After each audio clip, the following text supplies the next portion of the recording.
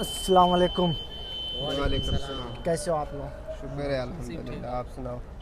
कहाँ से हो आप? हम इंडिया से। इंडिया से। हाँ जी। चलिए भाई ने आप शायरी सुनाने वाले हैं, माशाल्लाह। सुनिए आप बताइए कैसे लग रही है। ओके। जी सुना दीजिए अच्छे से। मेरा बड़ा ही प्यारा भाई सामा भाई दे ना एक शेर है कि सामा भाई वक्त नूर को बेनूर कर देता है, वक्त नूर को बेनूर कर देता है, हंसने वाले को रोने पर मजबूर कर देता है, हाय हाय। हंसने वाले को रोने पर मजबूर कर देता है।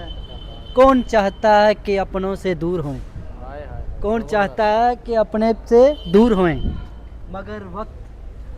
मगर वक्त सबको मजबूर कर देता है। जबरदस्त। लो भाई जी अपना माइक। ओके भाई जी बहुत अच्छा सुनाया आपने। Okay thank you.